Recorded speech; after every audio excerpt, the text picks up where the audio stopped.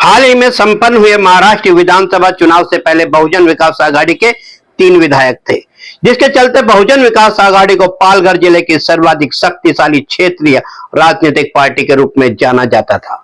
किंतु 2024 के लोकसभा चुनाव के बाद विधानसभा चुनाव में मिली करारी हार से न सिर्फ पालघर जिले में बहुजन विकास आघाड़ी का सुपड़ा साफ हो गया है, बल्कि अब बहुजन विकास आघाड़ी को नए सिरे से अपने अस्तित्व की लड़ाई लड़ने की आवश्यकता पड़ती नजर आ रही है। बहुजन विकास आघाड़ी प्रमुख हितेंद्र ठाकुर, जो वसई विरार में पिछले 30-35 वर्षों से राजनीतिक तौर पर एक छत्र राज कर रहे थे, जिनके समक्ष राष्ट्रीय व राज्य स्तर की तमाम पार्टियों के उम्मीदवार किसी भी चुनाव में टिक नहीं पाते थे, जिसके चलते सिर्फ पालघर ही नहीं बल्कि संपूर्ण महाराष्ट्र में ठाकुर परिवार का रसूख व दबदबे का प्रभाव बरकरार था। किंतु 2024 के विधानसभा चुनाव में आखिर ऐसा क्या हुआ कि हितेंद्र ठाकुर को अपनी तीनों विधानसभा सीट से हाथ धोना पड़ा। आइए अब हम आपको सिलसिलेवार बताने का प्रयास करते हैं कि 2024 के विधानसभा चुनाव में आखिर वह कौन सी स्थिति व परिस्थितियां थी जो बहुजन विकास आघाड़ी की हार का कारण बनी। हार के 10 बड़े कारण। बहुजन विकास आघाड़ी की राजनीति में हितेंद्र ठाकुर के बाद अगर किसी का नाम आगे आता है तो वह है राजीव पाटिल। हितेंद्र ठाकुर का राजनीतिक इतिहास इस बात का साक्षी है कि तमाम कठिन चुनाव में राजीव पाटिल की भूमिका महत्वपूर्ण व सराहनीय रही है। किंतु इस बार विधानसभा चुनाव से लगभग 1.5 महीने पहले राजीव पाटिल के भाजपा में जाने की खबर ने जहां क्षेत्र की राजनीति में हड़कंप मचा दिया था, वहीं इस घटना ने हितेंद्र ठाकुर व राजीव पाटिल के बीच चल रहे राजनीतिक अंतर्कलह को भी जग जाहिर कर दिया था। जहां एक और राजीव पाटिल की राजनीतिक महत्वाकांक्षा चरम पर थी, वहीं दूसरी ओर हितेंद्र ठाकुर का एकाधिकार व तानाशाही पूर्ण तरीके से पार्टी को चलाना राजीव पाटिल को उचित नहीं लगता था। हालांकि उस समय माहौल कुछ ऐसा था कि अगर सचमुच राजीव पाटिल बहुजन विकास आघाड़ी को छोड़कर भाजपा में प्रवेश करते तो संभवतः बहुजन विकास आघाड़ी के पूर्व नगर सेवक व कार्यकर्ता भी बड़ी तादाद में बविया को छोड़कर राजीव पाटिल के खेमे में जा सकते थे, जिससे बहुजन विकास आघाड़ी को राजनीतिक तौर पर विभाजन का सामना भी करना पड़ सकता था। किंतु हितेंद्र ठाकुर अपनी दूरदर्शिता व बुद्धिमत्ता के द्वारा उस गंभीर परिस्थिति पर काबू पाने में न सिर्फ सफल रहे, बल्कि उस वक्त बहुत बड़े राजनीतिक खतरे को भी पूरी तरह से रोक पाने में सफल रहे।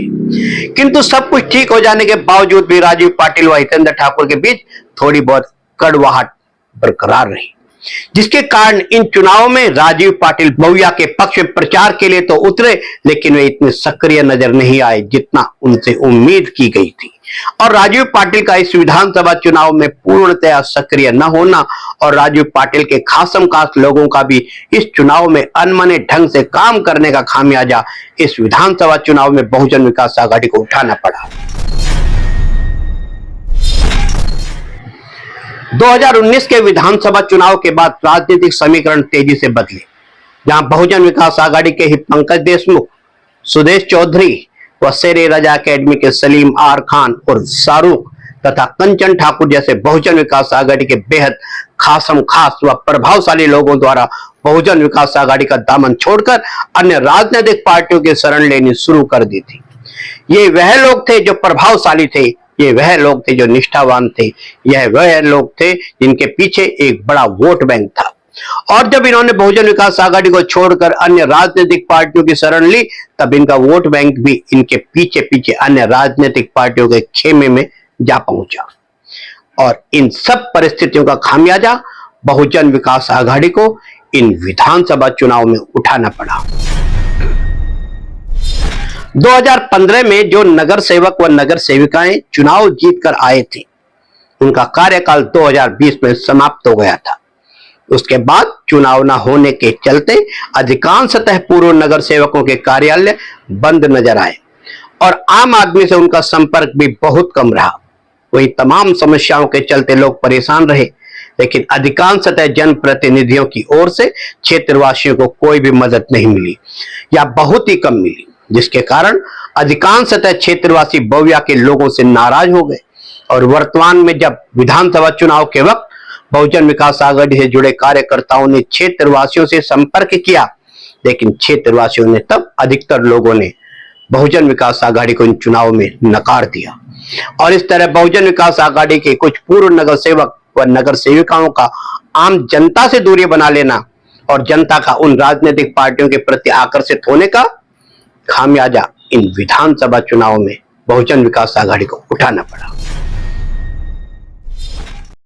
कुछ सालों के दौरान बोईसर तथा वसई विधानसभा क्षेत्र अंतर्गत भूमाफियाओं द्वारा बड़ी तादाद में अवैध निर्माण किए गए। अनगिनत शिकायतें होने के बावजूद भी इन अवैध निर्माणों पर प्रशासन द्वारा कोई लगाम नहीं लगाई गई, जबकि स्पष्ट तौर पर इन अवैध निर्माणों को संरक्षण देने का आरोप प्रत्यक्ष व अप्रत्यक्ष रूप से बहुजन विकास आघाड़ी से जुड़े लोगों पर लगा। यहां तक कि पिछले कुछ सालों में लगभग 50,000 से अधिक छोटे व बड़े अवैध निर्माण किए गए। यही नहीं बल्कि सभी अवैध निर्माणों को संरक्षण देने के एवज में सैकड़ों करोड़ की अवैध वसूली भी की गई।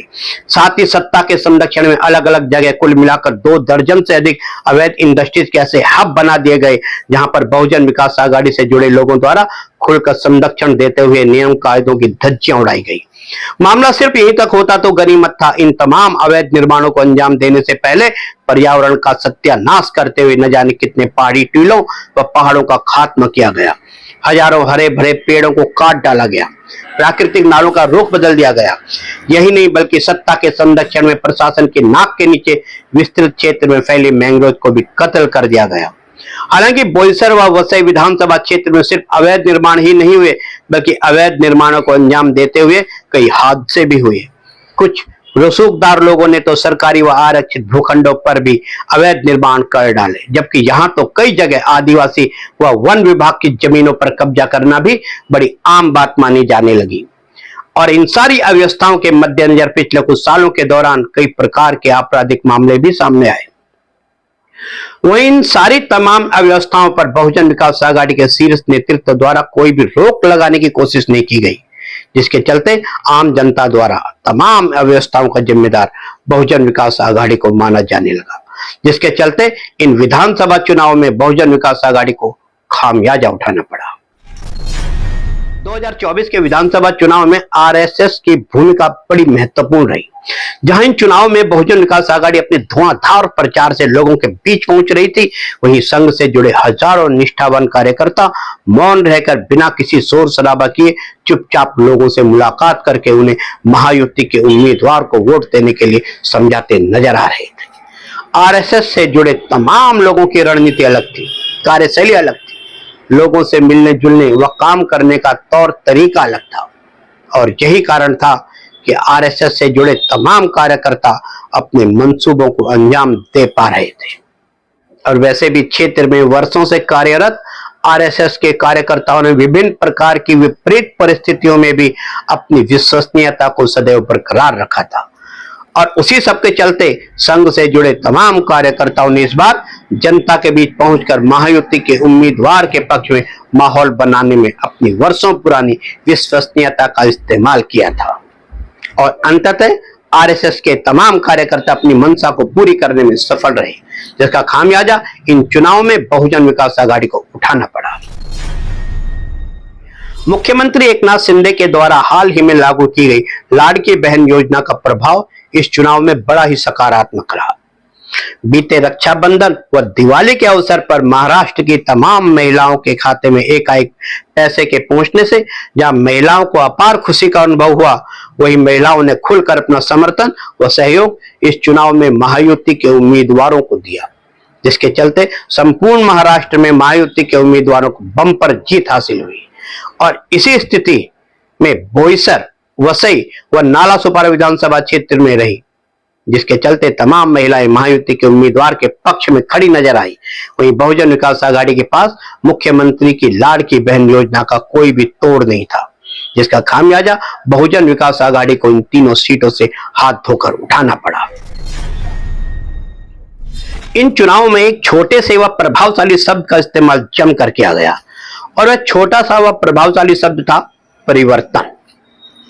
इस चुनाव के दौरान की गई हर सभा में, हर रैली में या डोर टू डोर किए गए प्रचार में परिवर्तन शब्द का जोर डाला गया। हर प्रचार में परिवर्तन शब्द पर जोर डालते हुए परिवर्तन की आवश्यकता पर बल दिया गया। लोगों के बीच में परिवर्तन शब्द को प्रचारित किया गया। और इस तरह परिवर्तन की लहर के चपेट में अधिकांशतः लोग अब परिवर्तन की मांग करने लगे। मतलब जिसे राजनीति के विषय में कुछ नहीं पता था, वह भी अब परिवर्तन की बात कर रहे थे और परिवर्तन की मांग कर रहे थे। यहां तक कि कुछ तटस्थ लोग, जिन्हें किसी भी राजनीतिक पार्टी से कोई मतलब नहीं था, वे लोग भी अब पुरानी राजनीतिक व्यवस्था से ऊब चुके थे और वे भी अब परिवर्तन की मांग कर रहे थे। और इस तरह से चौतरफा उठी परिवर्तन की लहरों के बीच आखिरकार बहुजन विकास आघाड़ी की नैया डूब गई, जिसका खामियाजा इन विधानसभा चुनाव में बहुजन विकास आघाड़ी को उठाना पड़ा। वसई विहार में उत्तर भारतीय लोग बहुतायत संख्या में निवास करते हैं और संख्या बल के आधार पर ये इतने सक्षम हैं कि नालासोपारा, बोईसर और वसई विधानसभा में खासा प्रभाव रखते हैं। वैसे तो क्षेत्र के अधिकांशतः उत्तर भारतीय लोगों का समर्थन सदैव ही बहुजन विकास आघाड़ी को प्राप्त होता है, किंतु वर्तमान में बहुजन विकास आघाड़ी में कुछ ऐसे बड़े नेता मौजूद हैं जो उत्तर भारतीयों को पसंद नहीं करते। हालांकि वे स्वार्थवश किसी भी सभा और सम्मेलन में उत्तर भारतीय कार्यकर्ताओं व पदाधिकारियों का सम्मान अवश्य करते हैं, क्योंकि ये उत्तर भारतीय पदाधिकारी व कार्यकर्ता ही हैं जो बहुजन विकास आघाड़ी की किसी भी सभा व सम्मेलन को सफल बनाने के लिए इन सभाओं व सम्मेलन में आवश्यक रूप से भीड़ इकट्ठे करने की जिम्मेदारी संभालते हैं। वहीं देखा गया है कि बहुजन विकास आघाड़ी के कुछ नेता जो अच्छे व बड़े पदों पर आसीन हैं, वे उत्तर भारतीय विरोधी मानसिकता के हैं और ये उत्तर भारतीयों को राजनीतिक तौर पर आगे नहीं आने देना चाहते। मतलब बहुजन विकास आघाड़ी में कुछ बड़े नेता ये नहीं चाहते कि बहुजन विकास आघाड़ी में उत्तर भारतीय लोग महत्वपूर्ण पदों पर आसीन होकर बड़ी जिम्मेदारी संभालें।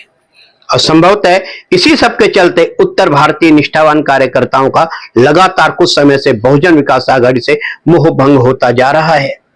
वैसे तो बहुजन विकास आघाड़ी प्रमुख हितेंद्र ठाकुर इन उत्तर भारतीय वोटरों को अपने हाथ से खिसकना नहीं देना चाहते, किंतु 2024 के लोकसभा व विधानसभा चुनाव के परिणाम से साबित हो चुका है कि क्षेत्र का उत्तर भारतीय वोट बैंक अब धीरे धीरे बहुजन विकास आघाड़ी के हाथों से खिसक चुका है और ये उत्तर भारतीय वोटर अधिकांशतः भाजपा के पाले में जा रहे हैं, क्योंकि ये उत्तर भारतीय लोग मूल रूप से जिन प्रदेश व राज्य से संबंधित हैं, वहां पर भाजपा की सरकारें हैं और ये तमाम उत्तर भारतीय लोग भाजपा के द्वारा चलाई जा रही योजनाओं से संतुष्ट ही नहीं बल्कि बेहद प्रभावित हैं और इसी सब के चलते इन उत्तर भारतीय लोगों का भाजपा पर धीरे धीरे भरोसा बढ़ता ही जा रहा है। और अगर यही स्थिति रहेगी तो बहुजन विकास आघाड़ी के लिए आने वाला समय और अधिक विकट हो सकता है और इस तरह हम कह सकते हैं कि लगातार उत्तर भारतीय लोगों का बहुजन विकास आघाड़ी से मोह भंग होकर भाजपा को प्रत्यक्ष व अप्रत्यक्ष रूप से समर्थन करने का खामियाजा इन विधानसभा चुनाव में बहुजन विकास आघाड़ी को उठाना पड़ा है। बहुजन विकास आघाड़ी के कुछ ऐसे नेता जो किसी समय में जीरो थे, उन्हें कोई नहीं जानता था, किंतु वही अति साधारण लोग आज बहुजन विकास आघाड़ी के संरक्षण में वर्षों से कार्य करते हुए वर्तमान में बहुजन विकास आघाड़ी के बड़े और प्रभावशाली नेता बन चुके हैं। ऐसे कई स्थानीय नेताओं ने वर्षों तक बहुजन विकास आघाड़ी प्रमुख हितेंद्र ठाकुर के निर्देश पर काम करते हुए जनता के बीच में अपनी एक अहम जगह बनाई है, किंतु उनमें से कुछ लोग अब पथभ्रष्ट हो चुके हैं। अब ऐसे कई लोग जो पहले निष्ठा से आम जनता के बीच में रहकर लोगों की समस्याओं के निवारण के लिए कार्य करते थे, वही लोग अब लालचवश अपने स्वार्थ के लिए काम करने लगे हैं। उनके वार्ड या उनके कार्य क्षेत्र में जितनी भी वैध व अवैध इमारतें बनाई जाती हैं, उनमें कहीं ना कहीं उनकी पार्टनरशिप होती है या फिर कहीं इमारत को संरक्षण देने के एवज में मुफ्त में कुछ फ्लैट हासिल किए जाते हैं। इसके अलावा उनके कार्य क्षेत्र में होने वाले तमाम अवैध निर्माणों को संरक्षण देना, साथ ही नाली, सड़क, गटर आदि कार्यों में मनपा ठेकेदारों से खुलकर कमीशन लेने के चलते आज सभी हितेंद्र ठाकुर के प्रति गैर जिम्मेदार होने के साथ साथ अब धनवान भी बन चुके हैं। और इसी सब के चलते हम कह सकते हैं कि अधिकांशतः बहुजन विकास आघाड़ी के सभी पूर्व नगर सेवक व नगर सेविकाओं को, जिन्हें बहुजन विकास आघाड़ी का जनप्रतिनिधि बनने से पहले कभी एक 2 पहिया वाहन भी मुनासिब नहीं होता था, किंतु वे अधिकांशतः लोग आज वर्तमान में बहुजन विकास आघाड़ी के नगर सेवक या नगर सेविका बनने के बाद बेशकीमती 4 पहिया वाहनों की सवारी करते आसानी से नजर आ रहे हैं। और दौलत का नशा कुछ लोगों पर इस कदर छाया हुआ है कि अत्यधिक धन प्राप्ति के बाद कुछ लोग इतने घमंडी हो चुके हैं कि अपने आप को अब बविया प्रमुख हितेंद्र ठाकुर से कम नहीं समझते। कुछ ऐसे मौका परस्त बविया नेताओं की कार्यशैली अब पहले से अलग हो चुकी है। अब पैसों की गर्मी ने उनका दिमाग खराब कर दिया है। अब वे जनता के बीच में रहकर एक जनसेवक की भूमिका नहीं निभाना चाहते, बल्कि अब वो भी बविया प्रमुख हितेंद्र ठाकुर की तरह हुकूमत करना चाहते हैं। और यही कारण है कि कार्यकर्ताओं व जनता के बीच में उनके फैसले अब अहंकार से भरे नजर आने लगे हैं। यहां तक कि छोटे कार्यकर्ताओं की आवाज तक दबा दी जाती है। यही नहीं बल्कि छोटे और निष्ठावान कार्यकर्ताओं की आवाज को बहुजन विकास आघाड़ी प्रमुख हितेंद्र ठाकुर तक पहुंचने भी नहीं दिया जाता। और इस सब के चलते बहुजन विकास आघाड़ी के अधिकांशतः वो छोटे कार्यकर्ता जो हर चुनाव में जमीनी स्तर का कार्य करते थे, आज बहुजन विकास आघाड़ी से नाराज हैं, जिनकी नाराजगी अभी तक दूर नहीं हो पाई है। और इस सब का खामियाजा इस चुनाव में बहुजन विकास आघाड़ी को उठाना पड़ा है। चुनाव से ठीक एक दिन पहले 19 नवंबर को घटित विवांता होटल कांड तो सभी को याद होगा, जिसने बहुजन विकास आघाड़ी के तत्कालीन विधायक शिष्टी ठाकुर व सैकड़ों कार्यकर्ताओं ने भाजपा के राष्ट्रीय महासचिव विनोद तावड़े पर पैसा बांटने का आरोप लगाते हुए बेहद आक्रामकता से विवांता होटल में प्रवेश कर भाजपा व उनके सहयोगी दलों के पदाधिकारियों के साथ धक्का मुक्की, मारपीट व गाली गलौज जैसी घटना को अंजाम दिया था। और कुछ ही घंटों में इस घटना की चर्चा संपूर्ण महाराष्ट्र भर में होने लगी थी। वहीं इस घटना ने ठाकुर परिवार की दबंगाई को भी खुलकर सबके सामने ला दिया था। वहीं इस घटना के चलते तमाम भाजपाई काफी आहत नजर आ रहे थे। जहां इस घटना को अंजाम देकर बहुजन विकास आघाड़ी फूली नहीं समा रही थी, वहीं भाजपा में आंतरिक गतिरोध व विरोध के चलते जो भाजपाई लोग इस चुनाव में राजन नाईक का विरोध कर रहे थे, अब वह भी अपनी एकजुटता दिखाते हुए इस चुनाव में अभी नहीं तो कभी नहीं की तर्ज पर आर पार की लड़ाई लड़ने के मूड में आ चुके थे। और एक ही रात में विवांता होटल कांड की वीडियो इतनी अधिक मात्रा में वायरल किए गए कि तमाम अन्य राजनीतिक पार्टियों के कार्यकर्ताओं को भी राजन नाईक के प्रति सहानुभूति का एहसास होने लगा और उन्होंने भी इस चुनाव में बहुजन विकास आघाड़ी के खिलाफ राजन नाईक को जिताने का फैसला कर लिया था। और इसी सब के चलते बड़ी तादाद में महायुति के अलावा अन्य विरोधी पार्टियों के वोट भी राजन नाईक को प्राप्त हुई। और इसी सब के तहत हम कह सकते हैं कि विवांता होटल कांड ने भाजपा की आंतरिक कलह को समाप्त करने व अन्य पार्टियों के कार्यकर्ताओं को भी अप्रत्यक्ष रूप से राजन नाईक के पक्ष में सहानुभूतिपूर्ण मतदान के लिए उचित माहौल तैयार किया, और जिसका खामियाजा इस विधानसभा चुनाव में बहुजन विकास आघाड़ी को उठाना पड़ा। हमारा मकसद बहुजन विकास आघाड़ी की हार के लिए अधिकांशतः जिम्मेदार परिस्थितियों से आपको अवगत करवाना है। हालांकि कुछ स्थिति व परिस्थितियां ऐसी हैं जिन पर बहुजन विकास आघाड़ी प्रमुख हितेंद्र ठाकुर को ध्यान देना होगा, जिससे अधिकांशतः विपरीत परिस्थितियों पर काबू पाकर स्थिति को अपने अनुकूल बनाते हुए आगामी वसई विरार शहर महानगर पालिका के चुनाव में बहुजन विकास आघाड़ी फिर से अपना परचम लहरा सके। आज के लिए इतना ही। धन्यवाद। अपराध जगत के अलावा राजनीति से जुड़ी तमाम खबरों को देखने के लिए सब्सक्राइब कीजिए क्राइम रिपोर्टर्स टीवी।